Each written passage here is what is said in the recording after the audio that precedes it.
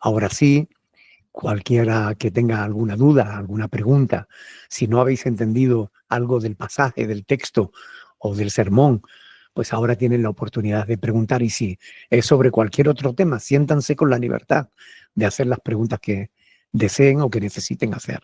Adelante, hermanos. Hacerle yo la pregunta, porque si bien es cierto que tanto en el Salmos 82 como el argumento que nuestro Señor Jesucristo, que es Dios, rebatió con tanta sabiduría, lamentablemente los predicadores de la nueva era, del neopentecostalismo, qué sé yo, ellos argumentan eso, toman esos pasajes justamente para decir que que hay poder en ellos porque ellos son dioses. Y la gente se lo cree, ¿no? Y hasta yo en algún momento cuando participaba, pues yo decía, yo también pues soy, si mi padre es Dios, yo también soy Dios. Pero ¿cómo rebatirle a estos, bueno, a gente que esté equivocada, ¿no? Porque realmente a veces repetimos como loros, porque no conocemos la palabra. ¿Cuál podría ser el argumento para poder hacerles entender que ellos están equivocados? Cristo tenía autoridad de decir que Él era Dios porque Él es Dios, ¿no? Pero nosotros no.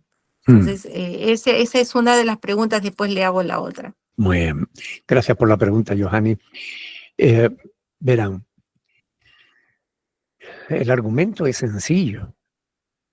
Es ir al contexto. Si nosotros vamos al pasaje mismo en cuestión, nos damos cuenta de que realmente ahí se está hablando de jueces, no se está hablando de dioses. ¿Ok? Salmo 82. ¿Ok?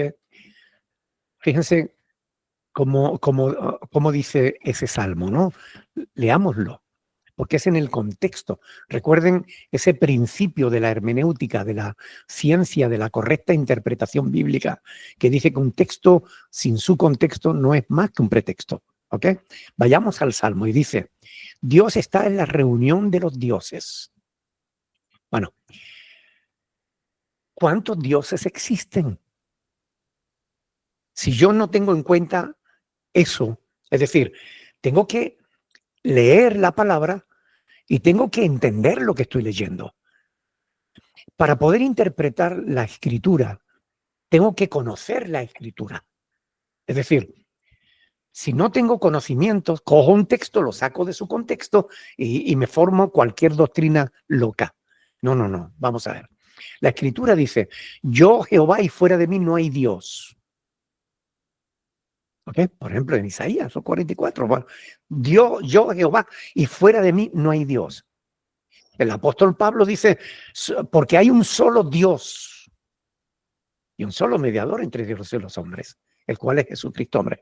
Un solo Dios.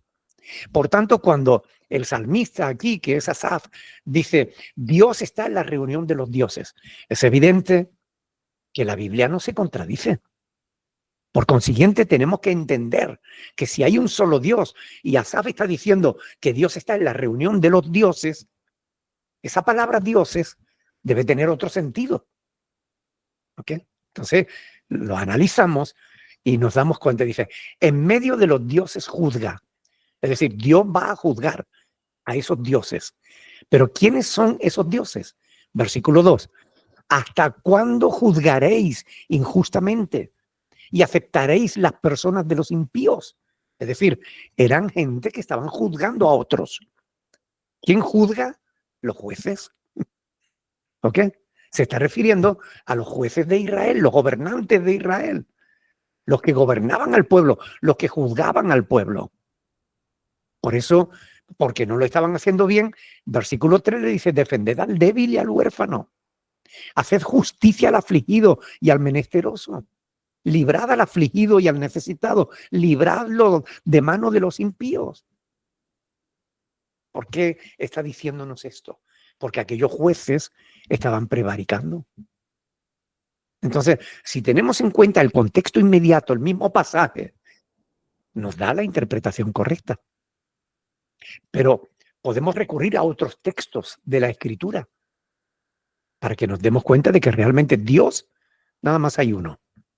Hay una sola divinidad, Dios, el Creador. Y la palabra de Dios nos muestra que la divinidad es múltiple, es decir, la divinidad contiene tres seres. Es un solo Dios, pero la divinidad está compuesta por tres seres que tienen la misma naturaleza: Padre, Hijo y Espíritu Santo. El Padre es eterno, el Hijo es eterno, el Espíritu de Dios es eterno. El Padre es todopoderoso, el Hijo es todopoderoso, el Espíritu Santo es todopoderoso. Pero no son tres dioses, es una sola divinidad.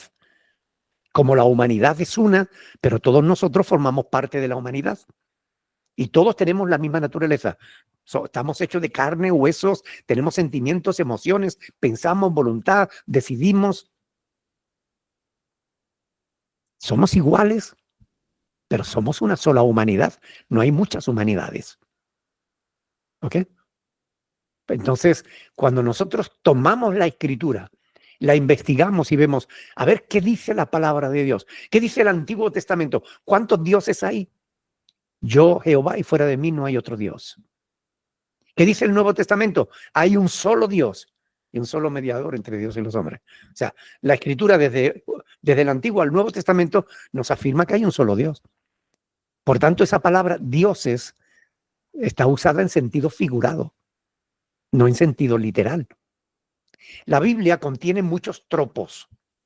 ¿Qué es un tropo? Un tropo son figuras literarias. Por ejemplo, la Biblia contiene hipérboles. ¿Qué es una hipérbole? Es una exageración. Por ejemplo, 1 Corintios capítulo 13, versículo 1. Si yo hablase, bueno, todas las lenguas, ¿no?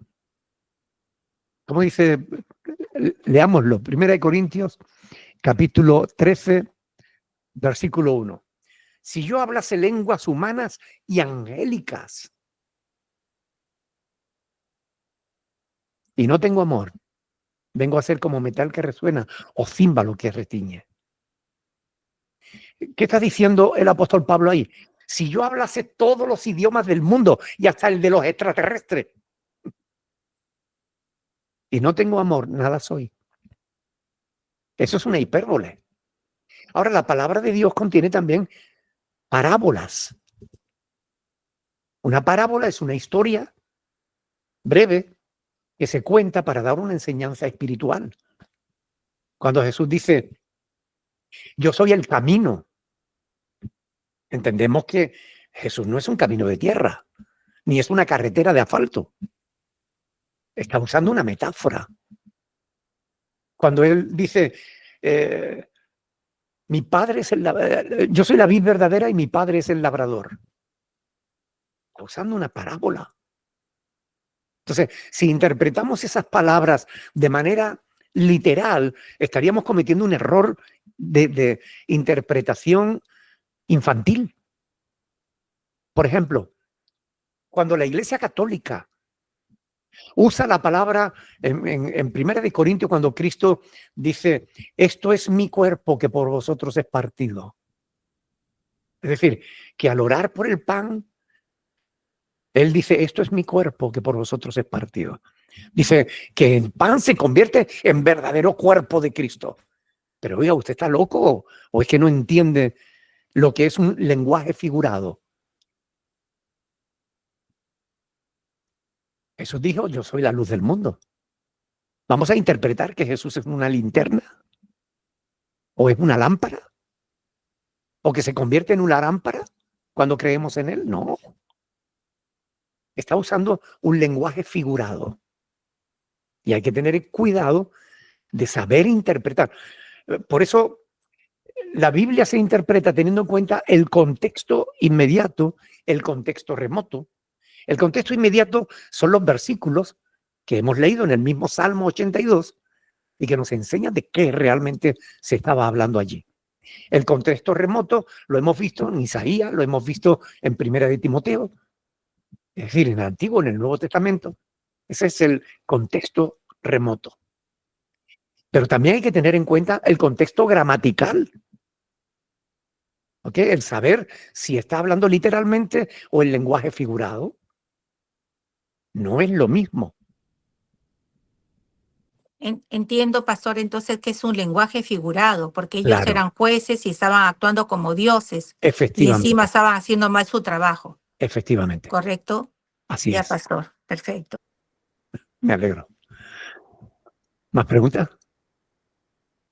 Sí, mire, yo tenía otra pregunta y es con Vale. relación al Salmo 54. Sí. En el Salmo 54 hay una promesa de restauración para el pueblo de Israel. En realidad, pastor, yo la primera vez que en mi angustia, porque a mí nadie me predicó el evangelio, yo tuve un encuentro personal con el Señor y Él me quitó la aflicción y se me fue, me llevó a leer, a buscar la Biblia que la tenía, como dice usted, empolvada. Y abriéndola, pude ver en Isaías 54, Isa- ver mi vida. Isaías Isaías, o Salmo, ¿qué has dicho? no, Isaías 54. Perdón, es que habías dicho Salmo. No, Eh, Isaías 54. ok, muy bien. Entonces yo leí esta palabra, ¿no? Yo sé Sí. que esto es una promesa para Israel, ¿no? El amor Ujú. eterno de Dios hacia Israel. Que esta es también que entiendo que es un doble cumplimiento tendrá, ¿no? Porque si bien es cierto, ellos han vuelto a su tierra y el Señor siempre los ayuda, pero la restauración total lo va a hacer en el tiempo de su segunda, a la final, en el milenio, mejor dicho, ¿no? Mm. En el tiempo del milenio, ¿no? Pero bueno, a mí me dio esta promesa desde el capítulo número 4 hasta el 10, creo, ¿no?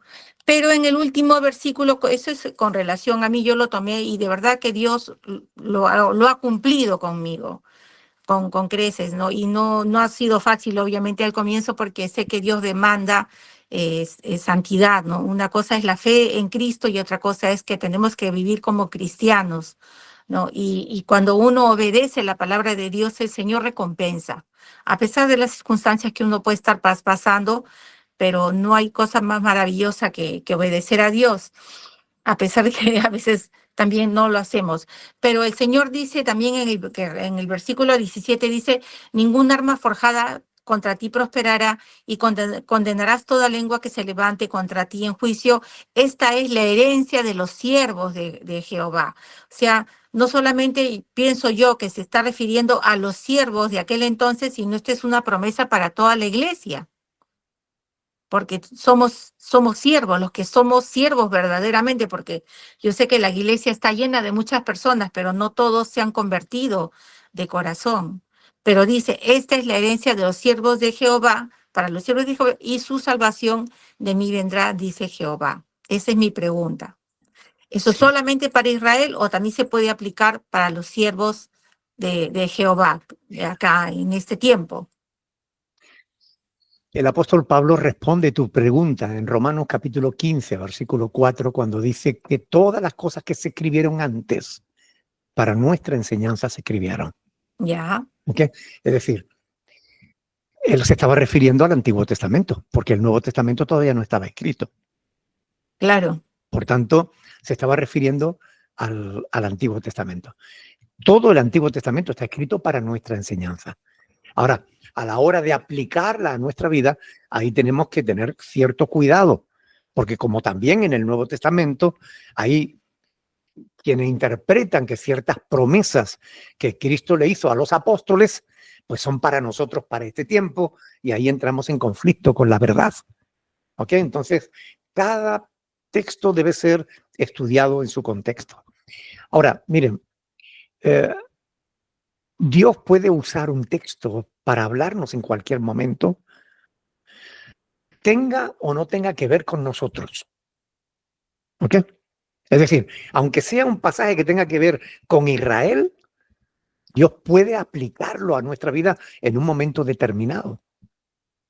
Les pongo, por ejemplo, a mí Dios me habló una vez a través del profeta Jeremías. A través del profeta Jeremías, capítulo 1, versículo 10.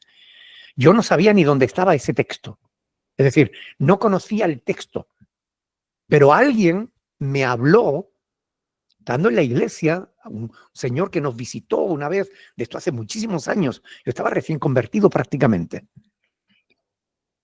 Y vino un predicador y nos visitó, un extranjero era él, y él no sé por qué se fijó en mí, y él me señaló y me dijo, Dios te llama para servirle, y Dios te va a usar para destruir, y yo me quedé así como diciendo, ¿qué habla este hombre? Yo no quiero destruir. Dios te va a usar para derribar, Dios te va a usar para arrancar, y Dios te va a usar para plantar y edificar. Después, con el tiempo, yo descubrí que eso está en Jeremías capítulo 1, versículo 10. Pero oiga, ahora, tantísimos años después, miro hacia detrás y veo que realmente Dios ha cumplido esa palabra en mi vida. Dios me ha usado para arrancar lo deficiente y plantar semilla buena, para derribar lo que está mal y para edificar lo que está bien. Por tanto, Dios nos puede usar. Aunque esas palabras fueron dichas para Jeremías y no para mí, Dios la usó para mi vida. Y Dios me habló. Si Dios te habló a ti a través de ese pasaje, recíbelo como palabra de Dios para tu vida. Y créelo. Porque cuando Dios te aplica una palabra, Él se encarga de cumplirla. En mi caso lo hizo. Estoy seguro de que en el tuyo también lo hará. Sí, he visto su mano, cómo me ha ido restaurando, ¿no? En el consuelo, en ser un padre para mí, mi proveedor, realmente llenó mi vida, Qué ¿verdad? bueno. Verdaderamente de luz. Y lo sigue haciendo, pues, pero hay que nosotros también poner la parte que nos corresponde. Así es. Así es. Así Así es. es. Así es un coste que tenemos que asumir también como cristianos. Y eso va para todos. Así es. Gracias, pastor. Que Dios De le nada, bendiga. Johanny. Hasta Creo luego. que allá Nura tiene alguien que quiera hacer preguntas. Adelante. Sí, pastor. Estelita va a hacer la pregunta. Muy bien. Pastor Nicolás, buenas noches. Buenas Acá tengo noches. dos preguntas, pastor. Que sean Una sencillas, por es de favor. Levítico 19:28. Sí. Dice, y haréis rasguños, y no haréis rasguños en vuestro cuerpo, por un muerto, ni imprimiréis en vosotros señal alguna. ¿Esto quiere decir, pastor, que una persona no se puede tatuar algo así? ¿De los Bueno, tatuajes habla o? en la página web tienen un estudio sobre ese tema. Lo pueden descargar. Si usted entran en la página web y en el buscador ponen tatuaje, ahí le va a aparecer el estudio. Tiene un estudio completo o bastante completo desde el Antiguo Testamento hasta el Nuevo, donde se habla del tatuaje, ¿no? Ahí lo que Dios está prohibiendo es el tatuaje que se hacían por los muertos. Era una manera de rendir culto a los muertos. Y es algo que Dios aborrece, que Dios no quiere que nosotros hagamos culto a los muertos.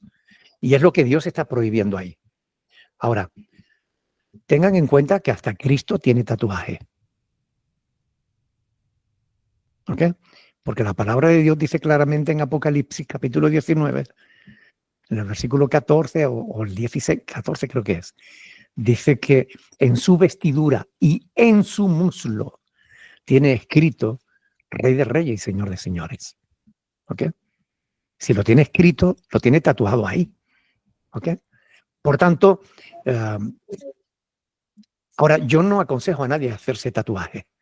¿Por qué? Porque tienen muchísimos inconvenientes, ¿no? Digo, no aconsejo hacer tatuajes porque tenemos que pensar bien las cosas que hacemos, por qué la queremos hacer. Y hacerse un tatuaje tiene muchos inconvenientes. Yo he visto personas con la mano cangrenada por haberse hecho un tatuaje. ¿Ok? Y he visto gente que bueno, el 97% de las personas que se tatúan acaban arrepintiéndose. 97% de las personas que se tatúan acaban arrepintiéndose. Pero en la mayoría de los casos la gente lo que trata con el tatuaje es de llamar la atención, ¿no? Hay chicas que se tatúan el pecho para que usen escote y los hombres pum, miren ahí. O sea, desde luego una cristiana no tiene que hacer eso. No debe hacer eso. Eso está mal. No, me voy a poner una mariposita aquí, en la parte de atrás. en la parte de atrás y usas pantalones bajitos para que la gente te vea las carnes. ¿Qué tratas de hacer con eso? ¿No? O los hombres quieren tatuarse los brazos para que vean los bíceps, ¿no? ¿Qué sentido tiene eso? Es decir, ¿qué buscamos con eso, no? Pero así como la Biblia no condena el tatuaje, nosotros tampoco debemos condenarlo. No aconsejo que se haga, pero si alguien lo tiene hecho, no lo condenes por eso. Yo tengo un tatuaje hecho en el pecho aquí. No estaba convertido, estaba en el servicio militar. Y en un momento muy malo que pasé, repito, no estaba convertido, me emborraché. La única vez que yo de verdad perdí el conocimiento. Y cuando me desperté, tenía un dolor en el pecho terrible. Y cuando fui al baño, me miré, me habían tatuado aquí. Un legionario me tatuó en el pecho un gatito. Bueno, pues cogí una infección que no se pueden imaginar el dolor que yo tenía en el pecho. Pero ahí está. ¿Qué culpa tengo yo de lo que me hicieron? Bueno, sí tengo culpa porque no debía haber estado borracho, pero bueno, lo que quiero decir es, no condenen a la gente por tener un tatuaje. He visto personas con su cuerpo todo tatuado y los he visto sirviendo al Señor en fidelidad, sirviendo a Dios de manera que he visto a otros que no tienen tatuajes y que no sirven a Dios de ese mismo modo. Así que la cuestión es evitar los fanatismos, ¿no? Pero les invito a que lean el estudio que hay ahí en la página web porque es interesante. ¿Ok? Eso, pastor. Otra preguntita, pastor. Acá dice también el Levítico 19:29, dice, no contaminarás a tu hija haciéndola fornicar, para que no se prostituya la tierra y se llene de maldad. Sí. El Levítico capítulo 19, versículo 29. ¿Ok? No Sí, obliguen a sus hijas a servir como prostitutas, porque traerá maldición sobre ellas y sobre el país, ¿no? Es lo que está diciendo ahí. Es lo que no entiendes de ese pasaje. Esto, lo que no, quisiera lo que me digamos que haya personas que ya conocen de Dios un poco, ¿no? Y se alejan o siguen, pero ya tienen una pareja, otra pareja. Eso es que se está contaminando ella y también. No, pero ahí no También habla de gobierno. eso. Ahí está hablando de los padres que prostituían a sus hijas. Ah, es diferente, ¿no? Claro, ahí está hablando de los padres que, bueno, utilizaban a sus hijas para ganar dinero. Y es algo que Dios aborrece, ¿no? Ya, pastor. Ya, me queda claro. Muchas gracias. Muy bien, de nada. Adelante, Lupita. ¿Lupita es? Sí, buenas noches, pastor. Buenas noches. Pastor, si bien es cierto, el pecado imperdonable es la blasfemia contra el Espíritu Santo, ¿verdad? Acá yo había visto en Hebreos 6, versículo 4, donde dice, porque es imposible que los que una vez fueron iluminados y gustaron del don celestial y fueron hechos partícipes en el Espíritu Santo, y asimismo gustaron de la buena palabra de Dios y los poderes del siglo venidero, y recayeron. O sea, pero es algo, ¿cómo le puedo decir? Lo que le estoy leyendo. Está hablando de la apostasía. La apostasía y el pecado de la blasfemia es otro tema. Sí, es distinto. Ahora, véanlo del siguiente modo. Cualquier pecado del cual el ser humano no se arrepienta es un pecado de muerte. Porque la paga del pecado es muerte. Si el ser humano peca y no se arrepiente, cualquier pecado está condenándose a sí mismo, ¿no? Pero la palabra de Dios nos exhorta a arrepentirnos de nuestros pecados, a abandonar nuestros pecados, a confesarlos y apartarnos de ellos. Por tanto, La apostasía, claro, ahí en Hebreos 6, del 4 al 6, o en Hebreos 10, del 28 al 30, también se está diciendo, al 31, también se está diciendo de que aquel que blasfema, aquel que apostata, aquel que después de haber sido santificado por la sangre de Cristo, la pisotea y blasfema contra él, ¿quién le va a perdonar? Si ha rechazado al único que lo puede salvar, ¿quién lo va a salvar? O sea, pecado de muerte es cualquier pecado del cual el ser humano no se arrepienta. La apostasía, lógicamente, que hay ahí en Hebreos 6, del 4 al 6, es un pecado que Dios no va a perdonar. Por eso, ahora bien, hay que tener en cuenta que la apostasía puede darse temporalmente. Y hay una apostasía que es definitiva. El pecado imperdonable es la apostasía definitiva. ¿Ok? Es decir, hay personas que se alejan de Dios durante un tiempo y después vuelven.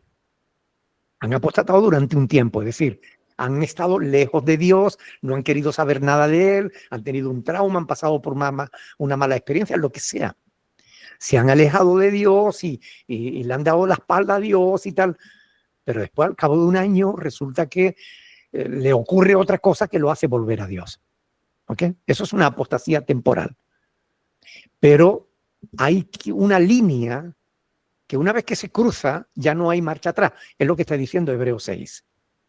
Es imposible que los que han disfrutado de la presencia del Espíritu Santo en su vida, que los poderes del siglo venidero, es decir, han tenido dones, han visto y han gustado, han probado lo que es la vida cristiana y después se vuelven atrás del santo mandamiento que les fue dado, que dice el apóstol Pedro, dice, su postrer estado será peor que el primero, ¿no?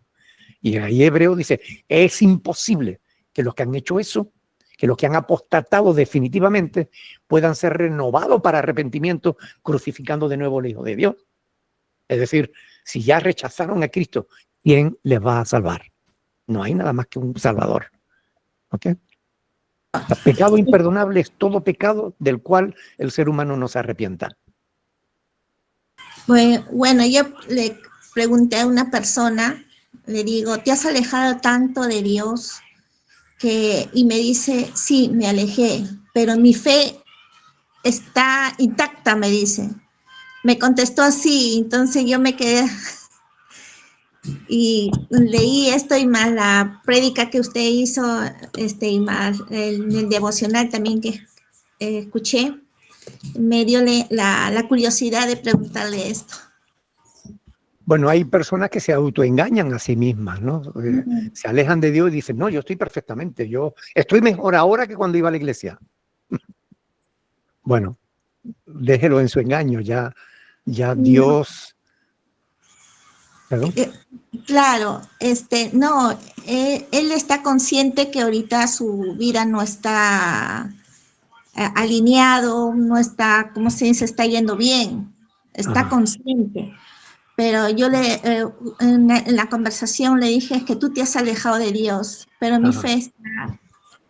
Bueno, la fe puede que esté intacta, pero ¿qué dice Santiago? Santiago dice que la fe sin obras es muerta. Y que no piense que el que tal haga, que su fe podrá salvarlo. O sea, tú tienes fe, vale, pero tu fe sin tus obras, es decir, si no actúas conforme a la fe, si no actúas conforme a la verdad de la palabra de Dios, tu fe no te va a servir de nada. Ay, Pastor, muchísimas gracias. Dios lo bendiga. De nada, mi hermana, de nada. ¿Alguien más había levantado? Adelante, hermano. Norma Navarro. Adelante. ¿Cómo está, pastor? Buenas noches. Buenas Dios noches, muy bendiga. bien, gracias. Acá estamos Walter y Norma de Ushuaia. Encantado, Dios les bendiga, mis hermanos. Sí, bendiciones. Sí, le quería consultar, vio que, o sea, que no están vigentes los ministerios apostólico y profético, ¿cierto? No, el ministerio apostólico y profético, el apóstol Pablo nos dice en Efesios capítulo 2, versículos 19 y 20, que los apóstoles y los profetas fueron usados por Dios para establecer el fundamento sobre el cual está edificada la iglesia. ¿Ok? Sí. La iglesia está edificada sobre el fundamento de los apóstoles y profetas. ¿Cuál es ese Claro, fundamento? La palabra de Dios, la Sagrada Escritura. Fue escrita por los apóstoles y los profetas. ¿Ok? claro. Ahora, una vez escrita la palabra de Dios, ya no necesitamos ni apóstoles ni profetas. ¿Ok? Claro, lo que yo tengo la duda es que si eso no está vigente, ¿qué pasa con la gente que se congrega ahí o que se casa? Digamos, los casamientos, la gente que va a la iglesia, ¿cómo? A ver, el casamiento no tiene nada que ver con el ministerio, ¿no? El casamiento es la unión de un hombre y una mujer y no depende de quién oficia ese Ah, matrimonio, depende de ahí la está, pareja. ¿Ok? claro. ¿Qué dice la palabra de Dios? Génesis capítulo 2, versículo 24. Dice, por tanto, dejará el hombre a su padre, a su madre, se unirá a su mujer y serán los dos una sola carne. Es decir, el Ajá, matrimonio lo hace la unión sexual del hombre y la mujer. Eso es lo ya, que hace el matrimonio, no la ceremonia, ni quien oficie la ceremonia. ¿Ok? ya. Claro, sí, no, eso era yo me he entrado esa cuestión estos días, digo, ¿qué pasa con los hermanos que se congregan ahí, digamos, viste? Pues que Dios les guiará, si están buscando la verdad, Dios les guiará a salir de ahí. ¿Ok? Porque el Ah, que busca la verdad, Dios les guía a la verdad. ok.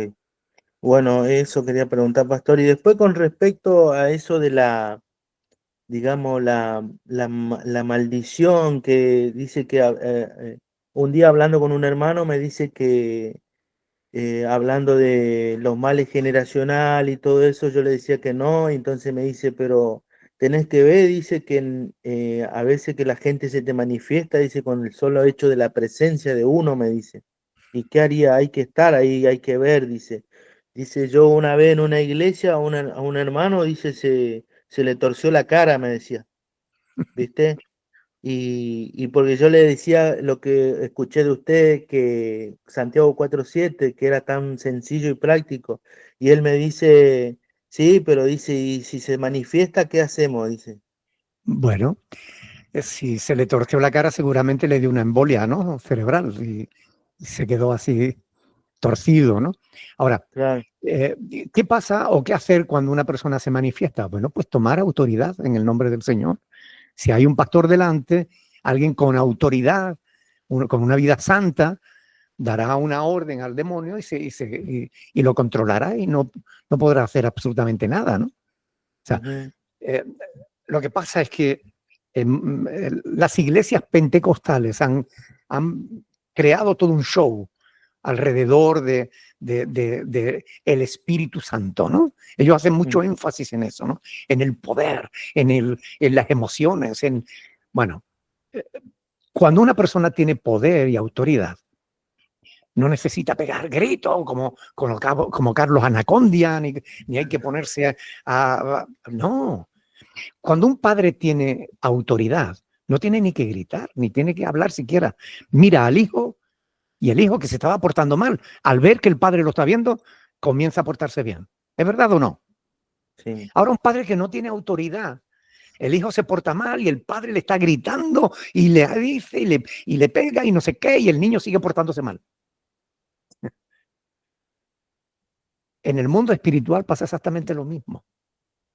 ujú, Yo he estado en un lugar donde se ha manifestado un endemoniado, ¿ok? mm, Y he dicho, en el nombre de Jesús, tú te quedas ahí sentado, callado, no abres la boca ni te mueves hasta que yo te lo diga. Y se sienta, se calla, se queda así, quieto, y todo el mundo se queda así asustado, como diciendo, ¿cómo es posible? Pues es posible cuando tú tienes la autoridad de Dios y Dios te respalda. ¿Ok? mm, Entonces, no hace falta escándalo, grito, no sé qué. Ahora que no. No, todo eso es parafernalia religiosa que no tiene nada que ver con la verdad. ¿Ok? claro, sí, entiendo, pastor, porque ellos, vio que usted hace un rato dijo que si uno confiesa su pecado y se aparta, alcanza misericordia, ¿cierto? Claro, claro. Y bueno, algunos pastores se agarran de eso, que uno le tiene que confesar a ellos los pecados cuando uno se equivoca, obviamente, porque uno a veces es pecador arrepentido y, Pero la y si palabra de no, Dios no dice eso. Claro que uno tiene que Salmo pasar por 32, versículo 5. Confesaré a Jehová mis transgresiones. Amén. Es a Gloria Dios a quien tenemos que confesarnos, no al hombre. ¿Ok? Salmo 32. Cuando la palabra de Dios solamente en Salmo 1 de Juan 32. o en Santiago, no recuerdo ahora mismo, dice, confesaos vuestras ofensas los unos a los otros. Está diciendo que si tú tienes algo con tu hermano, ve a él y lo arregles.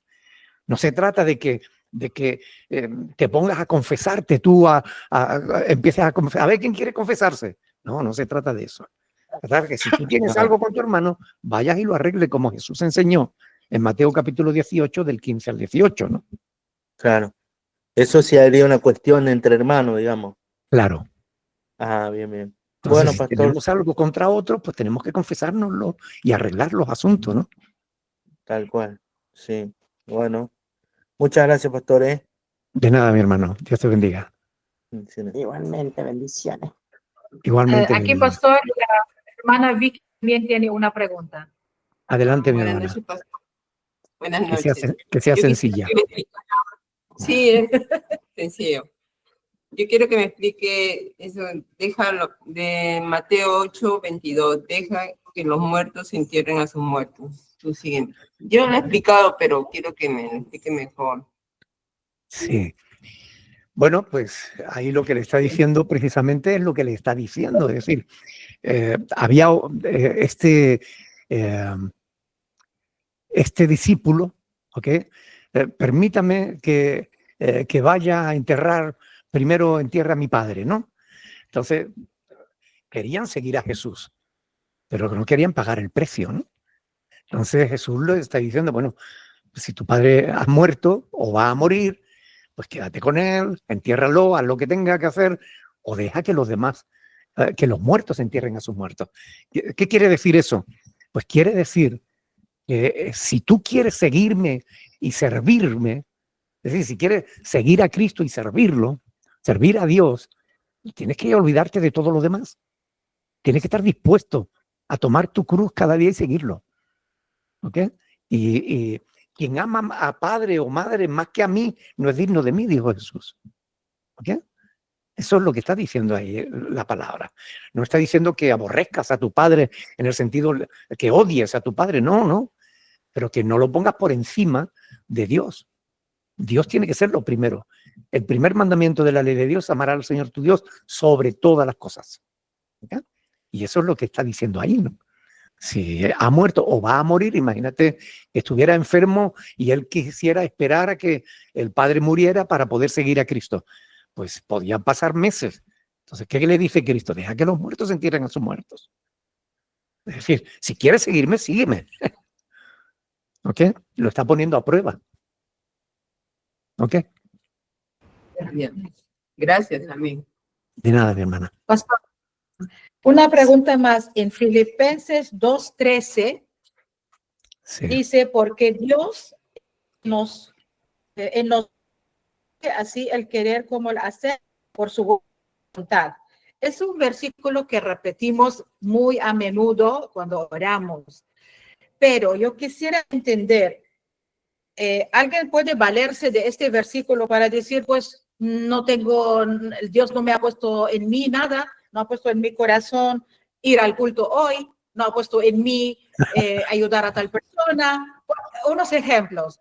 ¿Uno puede agarrarse de esto o cuál es la correcta interpretación de este versículo? No, ahí lo que el Señor está diciendo es que, o lo que Pablo está diciendo, es que es Dios quien nos motiva a hacer el bien, ¿vale? Y es Dios quien nos ayuda a practicarlo. Porque esa es la voluntad de Dios, ¿no? Dios nos motiva a lo correcto, a hacer el bien. Y Él nos ayuda a hacerlo. Nos motiva y nos ayuda a llevarlo a cabo. Eso es lo que está diciendo. Ahora, es que yo no siento hoy ir al culto. Bueno, la palabra de Dios dice claramente, Hebreos capítulo 10, versículo 25, no dejando de congregaros como algunos tienen por costumbre. Por tanto, esa interpretación estaría en contra de la verdad de la palabra de Dios, ¿no? Entonces, no, hoy no siento ofrendar porque no lo siento. Bueno, es que ¿quién te ha dicho a ti que el cristiano tenga que andar por sentimientos? El cristiano debe andar por obediencia a los mandamientos de Dios. El que me ama, mi palabra guardará, y mi Padre le amará. Es decir, no es por sentimientos ni por emociones que nosotros tenemos que... Ay, yo cuando... si Dios quiere que yo haga su voluntad, que venga Él y me lo diga.